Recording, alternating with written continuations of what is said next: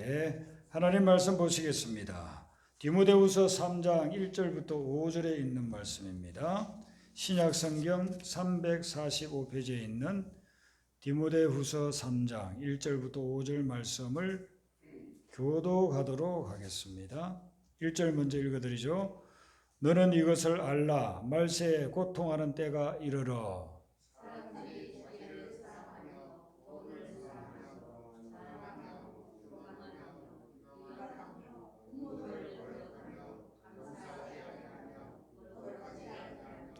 무정하며 원통함을 풀지 아니하며 모함하며 절제하지 못하며 사나우며 선한 것을 좋아하지 아니하며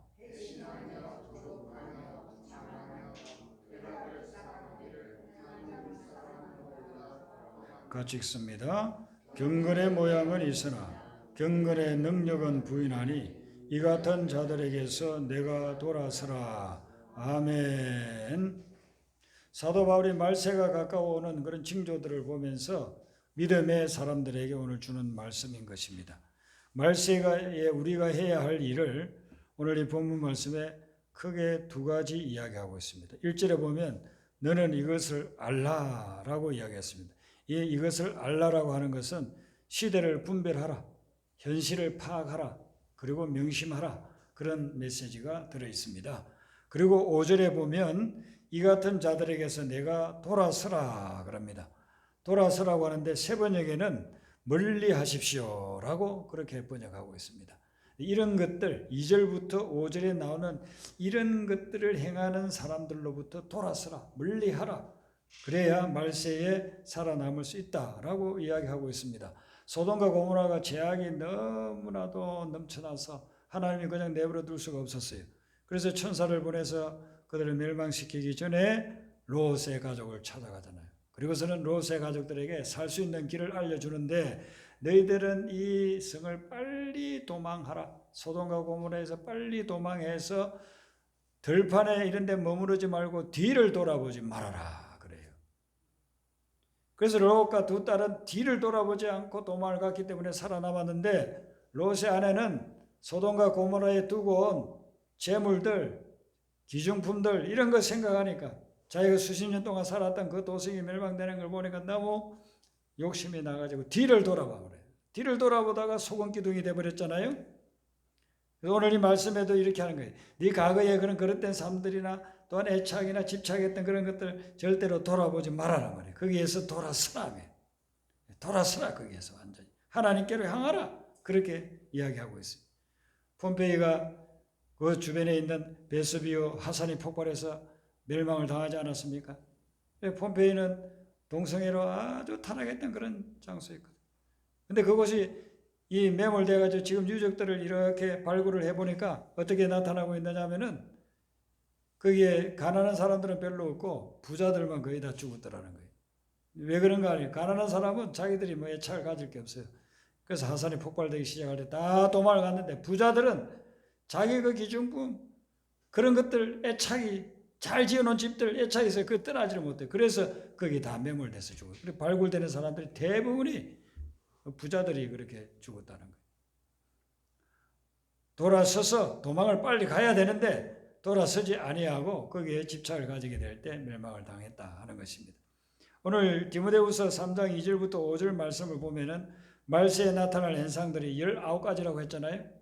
그런데 이제 마지막에 5절에 보면은 5절을 우리 한번 더 같이 읽어보겠습니다. 5절에 보면은 이 앞에 있는 18가지를 전부 다 통합적으로 믿음의 사람들에게 이렇게 엑기스로 만들어서 마지막 말씀을 하고 있어요. 5절 같이 읽습니다. 경건의 모양은 있으나 경건의 능력은 부인하니 이 같은 자들에게서 내가 돌아서라. 아멘. 여기 경건의 모양과 경건의 능력을 이야기를 하고 있습니다. 경건의 모양은 뭐냐면은 형식을 이야기하고 있고 경건의 능력은 내용을 이야기하고 있는 것입니다. 그릇과 음식 이렇게 보시면 될 것입니다. 형식이 필요합니다. 형식이 없으면 안 되죠. 형식도 꼭 있어야 됩니다. 그런데 형식만 있고 내용이 없다고 한다면 이거는 큰일인 것입니다. 형식은 있는데 옷은 잘 입었는데 사람이 없다. 그러면 얼마나 헐모하겠어요. 음식을 잘했는데 외국에서 값비싼 음식 그릇을 수입을 해가지고 거기에 국그릇, 밥그릇, 반찬그릇 다 나눴어요. 밥을 먹으려고 하니까 밥도 없고 국도 없고 반찬도 없어요. 그런 상을 내놓으면 되겠습니까? 근데 하나님이 보시기에 우리의 경건의 모양들이 있다는 것입니다. 건물 잘 지어놓고 교회를 해서 어마어마한 교회 건물들도 지어놓는 그런 경우도 있고 교회가. 그리고 거기에서 예배 형식이 다 있습니다. 예배 형식이 있어서 찬양대가 찬양을 하고 그리고 기도도 그냥 미사르구를 쓰면서 아주 청산유수를 잘 말씀을 그냥 기도로서 하고 있습니다. 그리고 교회가 여러 가지 프로그램들도 하면서 지역사회도 돕고 행사들도 하고 그런 경건의 모양들은 교회들이 가득 차 있습니다. 그런데 그 안에 들어가 보니까 경건의 능력이 없다는 겁니다. 지금 사도 바울이 그 당시에 교회를 점검을 해보니까 경건의 모양들은 아주 발달되어 있는데 그래서 내가 좀 너무 아름다운 도자기들 잘 갖다 놨는데 그게 밥이 없다는 거예요. 국이 없고 음식이 없다. 먹으려고 하는데 식사 시간 되어서 딱 젓가락 들었는데 먹을 게 없다. 하나님이 보시기에 너희들이 경건의 모양들을 막 가지고 있는데 왜 이렇게 내용이 없느냐 이렇게 이야기해요. 내용이 없다는 거예요. 여러분 경건의 형식은 있으면서 내용이 능력이 없는 그런 신앙생활을 하면 가장 큰 피해자는 누구냐면은 본인이 제일 큰 피해를 보는 것입니다. 우리가 아무리 투자를 했는데도 불구하고 그 투자를 했는데 열매가 없다고 한다면 어떻게 하겠습니까?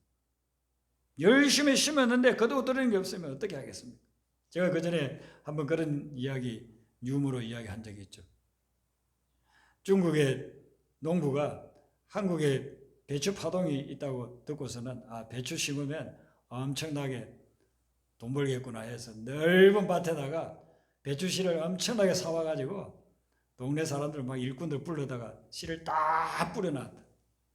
그런데 몇 주가 지나도 배추가 나지를 않는 거예요. 그 씨가 다 짝퉁이어서 그런 거예요. 예. 그래서 너무 실망을 해가지고서 아이고 이렇게 내가 돈을 많이 흡입하고 이게 뭔가 그렇게 해서 이제 지약을 사가지고 먹었는데 죽지를 않더래. 지약도 짝퉁이더라는 거예요. 제가 이야기하는 이 이야기도 짝퉁이라고. 여러분 그것은 무엇을 우리에게 주는 이야기입니까? 오늘 많은 사람들이 형식은 있어. 그럴듯하게 씨앗 모양을 잘 만들었는데 안에 생명이 없다는 거예요. 아무리 심어도 수많은 그런 종자를 뿌렸는데도 하나도 싹이 나지 않는단 말이에요. 우리가 하나님 앞에서 어떻게 보면은 그런 신앙생활을 하고 있을지도 모르요. 습관적으로 교회는 나와요. 그럴듯한 건물은 지어놨어요. 프로그램에 의해서 예배는 진행이 되어요. 여러 가지 행사들을 하면서 우리 동네에 그 교회가 이런 행사를 한다. 그런 것도 있어요. 그런데 정작 있어야 될 그 경건의 능력은 나타나지 않는다는 것이에요. 교회가 경건의 능력이 나타나지 않으면요 성령의 역사가 일어나지 않습니다. 성령은 거룩한 영이고 진리의 영인데 우리가 거짓과 가식으로 신앙생활을 하게 되면 그러면 그것은 정말 성령의 역사가 나타나지 않는 성령의 열매가 맺지 않는 허울뿐인 그런 교회가 될 수도 있다 하는 것입니다. 그래서 종말에는 경건의 능력을 회복하라. 그런 메시지를 우리에게 주고 있다는 것입니다.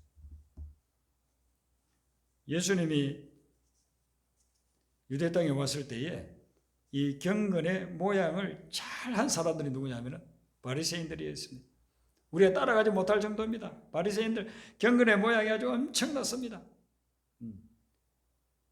그럴듯하게 성전에 와서 예배드리고 그리고 일주일에 2번씩 금식하고 11조 헌금 잘 내고 어려운 사람이 있으면 막 나팔 불어서 거리에서 사람들 모아가지고 막 나눠주면서 사람들은 저분들이 바리새인이라고 대단한 분들이라 이렇게 해주면 그 이제 칭찬받고 그렇게 신앙생활하고 있는 바리새인들 보면서 예수님이 이거하고 똑같은 말씀을 했어요.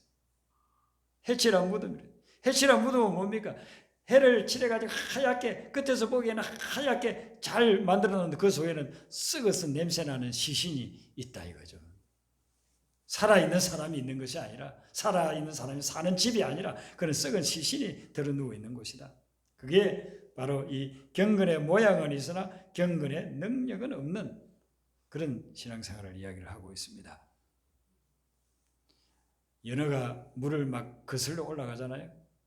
연어가 물을 막 거슬러 올라가는데 우리나라에는 연어가 많지 않아요. 저 동해안에 남대천 그런 데 좀 올라온다고 하는데 미국의 알래스카에는 연어가 엄청나게 겨울 되면 올라옵니다. 강을 따라서 그냥 수십 수백 마리씩 수십만 수백 마리 막 올라옵니다. 근데 그 강물에 그냥 흘러서 따라서 그냥 흘러가는 그런 연어가 있어요. 그 연어는 100% 죽은 연어인 것입니다. 살아있는 연어는 절대로 강물이 흐른다고 그거 따라서 흘러 내려가 버리질 않아요. 그걸 거슬러 올라가고 폭포가 있으면 폭포를 그냥 뚫고서 올라가고 살았으면 올라가는 것입니다. 그래서 경건의 능력이 있는 신앙생활인들은 이 세상이 막 타락해서 그 물이 강물이 타락의 물들이 막 흘러갈 때 그게 같이 딸려서 흘러가지를 않는다는 것입니다. 세상이 지금 얼마나 죄악의 강물들이 그냥 넘쳐나고 있습니까? 거기에 같이 따라서 흘러서 가는 것은 다 100% 영적으로 죽은 거라요. 죽은 거. 살아있는 그런 신앙인들은 이 세상이 죄악으로 더 넘쳐날수록 그 물길을 거슬려서 올라가는 것이에요. 거슬려서 올라가는. 그게 말세에 살아있는 증거라고 이야기를 하는 것입니다.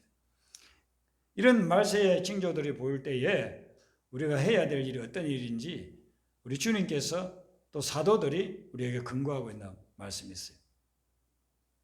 우리 마태복음 24장 42절을 한번 펴보겠습니다. 마태복음 24장 42절 말씀.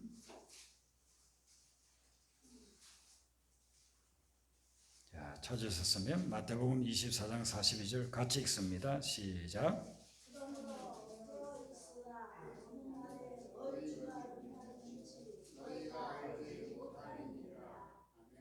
아멘. 제가 한 번 더 읽어드릴게요. 그러므로 깨어 있으라. 어느 날에 너희 주가 임할는지 너희가 알지 못함이니라. 아멘. 너희 주는 지금 예수님을 이야기해요. 예수님이 언제 다시 오실지 너희가 알지 못하기 때문에 그때 무엇을 하고 있으라고요? 깨어 있으라는 것입니다. 그래서 주님 오실 징조가 있고 세상에 종말의 징조가 있고 또 뭐 종말이라는 게 세상 종말뿐만 아니라 지역적으로 비가 많이 와서 다 떨려가면 그 마을은 그냥 종말이지 않습니까? 화산 폭발이 일어나서 다 산지가 덮어버리면 그 종말이지 않습니까? 그런 종말이 오는 것을 볼 때에 너희들이 해야 될 일은 뭐냐면은 깨어있으라. 그러면 깨어있으라는 말이 무슨 뜻일까요? 그래서 여러분들이 이제 성경을 읽다가 깨어있으라 이런 말들이 나오면요 이제 좀 조심해서 한번 읽어보세요. 이게 무슨 의미인지 앞뒤를 잘 읽어보세요. 영적으로 깨어있으라는 말을 누가복음 21장 36절에 보면 제가 읽어드릴게요. 이러므로 너희는 장차 올 이 모든 일을 능히 피하고 인자 앞에 서도록 항상 기도하며 깨어있으라 그랬어요. 예수님이 장차 올 이 모든 일, 이게 뭐냐면 지금 종말에 대한 이야기거든요. 종말에 올 그런 일들이 일어나게 되면은 너희들이 무엇을 해야 되냐 하면은 항상 기도하며 깨어있으라 그래요. 그래서 깨어있으라는 말은 기도하라는 것입니다. 기도하지 않는 것은 영적으로 잠자고 있는 거라는 것이죠. 예수님이 십자가 지시기 전에 겟세마네 동산에서 제자들 3명을 데리고 기도를 했어요. 베드로, 야고보, 요한을 데리고. 우리 같이 좀 기도하자. 내가 너무 힘드니까 너희들도 나를 위해서 기도해다오. 그 예수님이 기도를 막 하고 열심히 하고서 와보니까 제자들이 자고 있는 겁니다. 기도를 하지 않고. 너무 피곤해가지고. 하루 종일 아마 걸어다니고 하면서 피곤했던 모양이에요. 그래서 이제 자고 있는 것입니다. 그러면 사랑이 많으신 예수님이 야, 너희들 많이 피곤한 모양이구나. 푹 쉬어라. 담요라도 듣고 쉬어라. 그렇게 했을 텐데 그게 아니고 예수님이 뭐라고 말씀하시냐면 시험에 들지 않게 깨어있어 기도하라. 여러분 제자들에게 예수님이 십자가에 못 박혀 죽는다는 것은 종말이에요. 제자들은 예수님을 지금 따라다니죠. 자기들 일생을 다 걸고 예수님을 지금 따라다녔어요. 그래서 예수님이 능력도 많고 기적도 일으키니까 앞으로 왕이 될 거다. 예수님이 왕이 되면은 우리는 장관 자리 하나씩 할 수 있을 거다. 이렇게 생각했어요. 그래서 예수님 따라다녔는데 예수님이 이제는 십자가에 못 박혀 돌아가신다고 하면 자기들 인생이 다 끝나는 거 아닙니까? 자기 종말을 맞이하는 거예요. 그런 종말의 상황에서 예수님이 뭐라고 이야기하냐면 시험에 들지 않게 깨어있어 기도하라. 만약에 깨어서 기도하지 않는다고 한다면 시험에 들게 된다는 거죠. 근데 제자들은 한 번, 두 번, 세 번 계속 자고 있었어요. 그래서 예수님 십자가 질 때 모두 다 예수님을 부인하고 배신하고 다 도망가 버렸어요. 예수님 말씀드렸죠. 깨어있지 않았기 때문에 시험이 올 때 이게 시험인지 유혹인지 모르고 있다가 다 넘어가 버렸다는 것입니다. 깨어서 기도하라. 이것을 근거해주고 있는 말씀이죠. 북왕국 이스라엘의 아합 왕 때에 3년 6개월 동안이나 가뭄이 왔습니다. 비도 내리지 않고 심지어 이슬도 내리지 않았어요. 그래서 3년 6개월 동안 비가 내리지 않으면은 그 지역은 전부 다 이제 멸망하는 거라 그렇게 볼 수 있습니다. 우리나라 지금 올해 한 3개월 비가 안 왔잖아요. 그렇게 비가 좀 덜 왔는데 그랬더니만 온통 산불이 나고 그리고서는 저수지, 그 물 많던 저수들이 다 바닥에 드러나고 그러지 않습니까? 근데 3년 6개월 동안 비가 오지 않고 이슬도 안 내리면은요, 다 그냥 말라서 가축들도 죽고 사람들도 먹을 게 없어서 죽는 것입니다. 이제 그런 상황이 되는 것인데, 그때 살아남은 그걸 극복한 사람 중에 한 사람이 엘리야. 엘리야는 어떻게 해서 살아남았습니까? 하나님께 기도했기 때문에 그렇습니다. 하나님께 기도하니까 하나님이 너 그리 시냇가로 가라 그럽니다. 그리 시냇가 가니까 거기에 시냇물이 흐르고 있어요. 하나님이 아침 저녁으로 까마귀를 통해서 먹을 것을 고기와 떡을 갖다가 공급해 줍니다. 그래서 먹고 삽니다. 그리 시냇가가 다 말라버리니까 또 하나님이 너 사라밧으로 가라. 그 사라밧의 가부에게 가라 그럽니다. 그 사라밧 가부를 통해서도 먹고 거기서 기적이 일어나서 사라밧 가부도 다 먹고서 살려고 그렇게 됩니다. 나중에 갈멜산에 모였는데 갈멜산에 바알과 아세라 우상을 섬기는 선지자들 850명 모았어요. 그들은 자기들 우상을 향해서 막 하루 종일 기도를 하는데 응답 안 됩니다. 뭐 우상이 없는 건데 죽은 신인데 어떻게 응답이 있겠어요? 그런데 엘리야가 기도하니까 하늘에서부터 불이 임하면서 그 모든 재물을 태우고 그리고서는 3년 6개월의 그 엄청난 가뭄이 종지부를 찍으면서 비가 내리기를 시작하는 것입니다. 기도를 함을 통해서 그 깨어있는 엘리야를 통해서 가뭄도 종말을 맞이하고 다시 이제 새로운 시작을 가져다 줬다 하는 것이죠. 다윗이 사울 왕에게 막 쫓겨다녔던 때가 있었잖아요. 그때는 다윗이 사실상 영적으로는 굉장히 예민하고 아주 깊은 그런 믿음을 가지고 있을 때였습니다. 이 다윗이 사울에게 쫓겨다니는데 옆에 있는 사람들이 와가지고 뭐라고 이야기하냐면 우리 이스라엘 땅인 그일 나라에 블레셋 사람들이 쳐들어왔다는 거예요. 그래서 그일 나라를 점령해가지고 있다는 거예요. 거기 사람들이 너무 힘들다는 거예요. 그래서 우리가 좀 구해줬으면 좋겠다고 그런 이야기를 들으니까 다윗이 나 못하겠다, 뭐 또 하겠다 이 말을 하기 전에 하나님께 기도를 해요. 하나님, 이런 상황인데 어떻게 할까요? 제가 가서 블레셋 사람들을 칠까요? 그렇게 물으니까 하나님이 어떻게 대답을 해주시냐 하면은 가서 블레셋 사람들을 치고 걸레를 구원하라 그럽니다. 그래서 다윗이 자기를 따라다니는 사람들에게 몇백 명 되는 군사들에게 이야기하는 거예요. 우리 가서 걸레를 구해주자고. 그러니까 사람들이 난립니다. 아니 우리도 지금 사울 왕에게 막 쫓겨다니고 있고 언제 붙잡힐지도 모르는데 우리가 그 사람들을 구해줄 어떤 여력이 있습니까? 우리는 절대로 그렇게 못합니다. 가만 듣고 보니까 그게 또 맞는 말이거든요. 그래서 다윗이 그 이야기 듣고 중단한 게 아니고 다시 하나님께 또 기도해요. 하나님께 기도해 하나님 어떻게 할까요? 하나님 조금 전에 응답해 주셨는데 저하고 같이 있는 사람들은 절대로 그걸 할 수 없다고 하느니 어떻게 하면 좋습니까? 하나님께 기도하니까 하나님이 뭐라고 말씀하셨냐면은 일어나서 그 일날로 내려가라. 내가 블레셋 사람들을 내 손에 넘겨주겠다. 2번 기도하고 응답받고 나서는 이제 사람들 이야기 안 듣습니다. 그리고서 하나님이 가라고 했으니까, 하나님이 블레셋 사람들을 내 손에 넘겨준다고 했으니까, 야 너희들 따라와라. 하나님이 우리에게 승리를 주신다고 한다. 가자. 그렇게 해서 가서 공격에 들어가니까 너무나도 쉽게 블레셋 사람들을 물리치고 승리하게 된 것입니다. 다윗은 사실 사울에게 붙잡히기만 하면 죽는 것입니다. 그러니까 쫓겨다니면서 종말의 지금 시간들을 보내고 있는데, 그때에 다윗이 깨어 있었어요.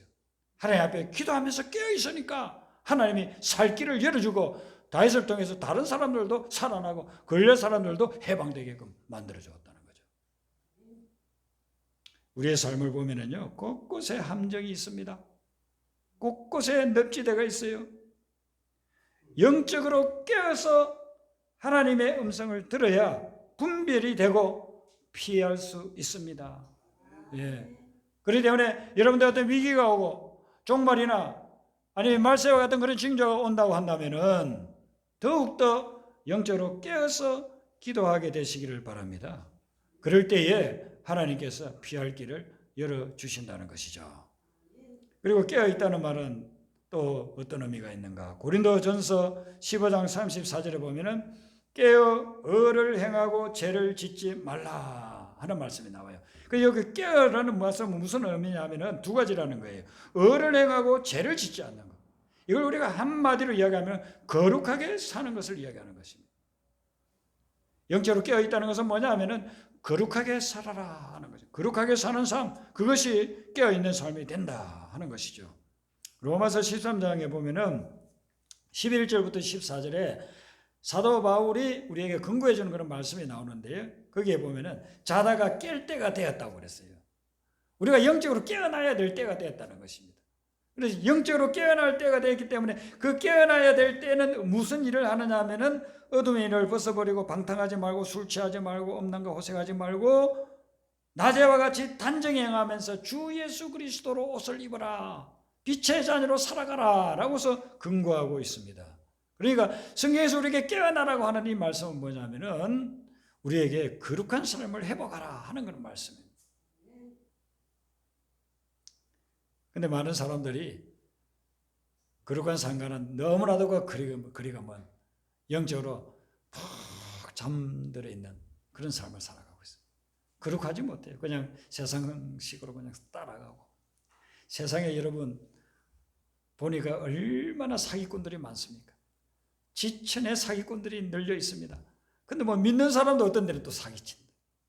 그냥 세상 물에 같이 흘러서 들어가는 거예요. 거룩한 모습을 보기 어려워요. 우리를 성도라고 하지 않습니까? 하나님을 믿는 사람들을 성도라는 말씀은 거룩할 성자, 무리도자, 거룩한 무리, 거룩한 사람들이라는 뜻이. 누구 성도님 불러주면 이건 대단한 칭호예요. 거룩한 분이라고 인정을 해주는 거잖아요. 근데 우리 속에, 우리 삶 속을 들여다보니 이 거룩하고는 너무나도 거리가 멀다. 그렇게 한다면은 성도라고 불러주는 것이 너무 부끄러운 거예요. 성도에 맞지 않은 삶을 사니까. 근데 종말의 징조가 보일수록 의를 행하고 죄를 짓지 말라. 거룩을 회복하라. 그렇게 이야기를 합니다. 창세기 6장에 세상의 종말이 오는 것이 묘사되어 있잖아요. 노아 시대에 엄청나게 비가 와서 세상이 전부 다 물에 잠겨버리고 죽고 노아와 노아 가족만 살아남잖아요. 근데 그 당시 상황을 보면 사람들이 죄악이 세상에 가득했다. 그리고 마음에 생각하는 모든 계획들이 다 악했다라고 이야기를 하고 있어요. 그러니까 거룩을 떠나면, 거룩한 삶을 포기하면 그러면은 마지막이 온다, 종말이 온다는 것이죠. 마음으로 생각하는 모든 계획이 항상 악했다는 거예요. 그러니까 이제 하나님이 세상의 사람들을 내버려 둘 수가 없는 거예요. 항상 생각하는 것이 악하니 어떻게 내버려 두겠습니까? 오늘 이 본문에 나오는 19가지의 상황들이 노아 시대에 그대로 있었다는 것이죠. 그러니까 하나님이 더 이상 세상을 내버려 둘 수 없다. 그래서 대홍수를 일으켜서 그들을 멸망시키게 됐다는 것입니다. 그런데 노아와 노아 가족을 어떻게 해서 거기에서 살아남았느냐 하면은 창세기 6장 9절에 보면 노아는 의인이요 당대의 완전한 자고 하나님과 동행했다 하는 것입니다. 하나님과 동행했기 때문에, 그런 거룩한 삶을 추구하면서 살았기 때문에 그들은 말세에 살아남을 수 있었다는 것이죠. 오늘날도 마찬가지입니다. 세상의 종말에 오는 것을 볼 때 우리는 우리 속에서 거룩함을 회복해야 되는 것입니다. 거룩한 삶을 회복하게 될 때 그것이 이 종말을 이겨내길 수 있는 길이라는 것입니다. 그리고 한 가지 더 보면은 고린도전서 16장 13절을 한번 찾아보겠습니다. 여러분들 고린도전서 16장 마태, 마가, 누가, 요한, 사도행전, 로마서 다음에 고린도전서가 나오죠. 고린도전서 16장 13절에 깨어있는 것이 무엇인지를 또 한 가지 더 이야기해 줍니다. 고린도전서 16장 13절 같이 읽습니다. 시작.